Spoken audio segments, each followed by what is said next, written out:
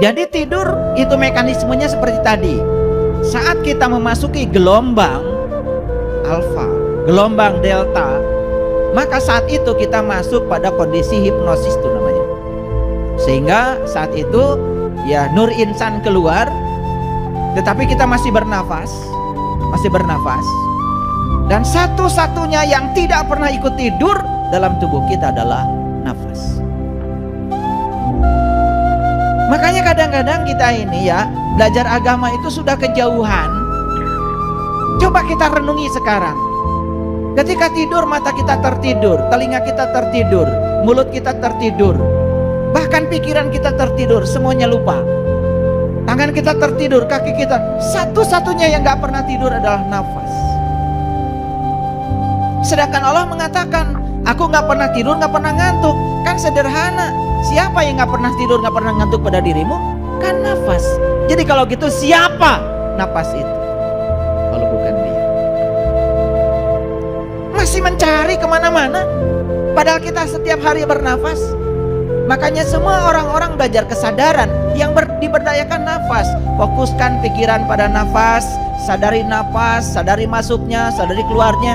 Orang-orang belajar kesadaran dimanapun seluruh dunia. Begitu caranya. Kenapa kita selama ini menyadari nafas saja tidak punya waktu? Padahal nafas adalah segalanya. Nafas adalah kekayaan yang luar biasa yang diberikan Allah kepada kita. Karena apa? Begitu hari ini kita berhenti bernafas, semua yang disebut milik kita berpindah tangan dalam sekejap. Bukankah bernafas itu adalah kekayaan yang luar biasa? Kenapa kita merasa tidak punya apa-apa? Padahal hari ini kita punya nafas. Dia yang tidak pernah tertidur, dia yang tidak pernah terkantuk. Makanya saya sering bertanya, kenapa Anda bisa melihat saya? Karena punya mata. Salah. Orang mati juga punya mata, tidak bisa melihat. Orang mati punya telinga, tidak bisa mendengar. Orang mati punya mulut, tidak bisa mengunyah.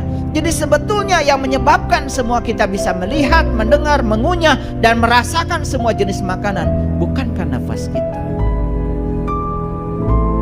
Sesederhana itu aja kita gak kenal. Jadi apa nafas itu? Nafas itu bukti keberadaan Dia Sang Hidup pada diri kita. Bukti keberadaan Allah pada diri kita. Karena tidur tuh ada ilmunya loh, ada saintifiknya. Nah ini saya jelaskan dulu supaya ngerti sedikit ya. Karena kita udah tidur bertahun-tahun ngertinya enggak. Maka Allah bilang dalam Al-Quran, Faiza sawaituhu wa nafakhtu fihi min ruhi faqa'u lahu sajidin. Ketika aku sudah selesai menciptakan tubuhmu, aku tiupkan ruhku. Ternyata ruhku itu wujudnya adalah nur. Dalam tradisi Islam, nur itu dikenal 3. Yang pertama Nurullah, cahaya Allah. Yang kedua Nur Muhammad, cahaya terpuji. Dan itu yang pertama Allah ciptakan sebelum menciptakan alam semesta. Begitu kata hadis qudsi. Dan yang ketiga adalah Nur Insan, cahaya insan, yang kemudian sering disebut dengan nafs atau diri atau jiwa. Jadi sebenarnya jiwa itu adalah bagian terkecil dari ruhku yang Tuhan tiupkan ke dalam diri kita. Nah jadi sebetulnya saat seseorang tidur, itu gelombang otaknya itu masuk di gelombang alfa. Jadi dari beta masuk ke alfa, masuk ke delta itu. Nah udah, disitulah kemudian tidur terjadi. Jadi tidur itu adalah Nurullah dan Nur Muhammad tinggal di dalam sebagai sang hidup, sedangkan Nur Insan keluar. Itu tidur. Jadi bangun tidur berarti Nur Insan kembali lagi memanunggal dengan yang 3. Ini saintifiknya tidur. Karena banyak yang gak ngerti tidur itu apa. Saya tanya banyak sekali orang-orang yang cerita ini cerita itu, tanya tidur aja gak ngerti gitu. Nah oleh karena itu maka Nur Insan ini, jiwa kita ini saat keluar dari tubuh kita, kemana dia pergi? Tergantung kualitas dari jiwanya. Jiwa yang kotor ketika tidur, dia akan bergabung dengan yang satu frekuensi dengan dia. Makanya mimpinya buruk. Jadi tidak mungkin jiwa yang kotor tiba-tiba ketemu para nabi, para rasul, para sunan, para wali, baru saja ceritain orang. Jadi kadang-kadang ada yang lucu. Banyak tamu datang ke rumah saya, tiba-tiba cerita, ya, ketemu nabi kek, ketemu rasul kek, padahal baru saja membicarakan keburukan saudaranya sendiri. Ini macam apa? Orang yang masih menceritakan keburukan orang lain pasti bohong lah pertemuan itu. Karena tidak mungkin jiwa-jiwa yang kotor tiba-tiba keluar dari tubuh kemudian beresonansi dengan jiwa-jiwa yang suci. Gak mungkin, gak mungkin. Dan itu gampang sebetulnya kalau ingin mendeteksi orang yang bohong. Jadi kalau hari ini tidur kita masih gelisah, panjang tidurnya, kemudian masih mimpi yang buruk, itu tanda bahwa jiwa kita masih kotor. Itu aja.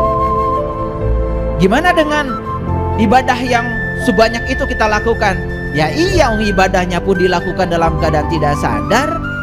Kelihatan saja kamu sibuk padahal kamu tuh tidur. Makanya pepatah leluhur kita di tanah Priangan ini, maneh sing bisa ngahudangkeun kanu sahare.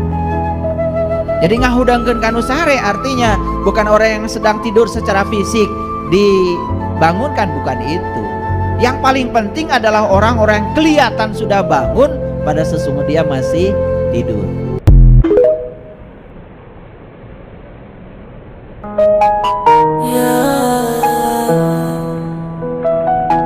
Cahaya dalam kegelapan, ku datang padamu dalam kerendah hati. Ya Alim, Engkau Maha mengetahui segala rahasia. Ku berharap padamu dalam setiap langkah. Ya Allah, Ya Alim, Ya Hamid, bermohon segala rahasia. Ku berharap padamu dalam setiap langkah.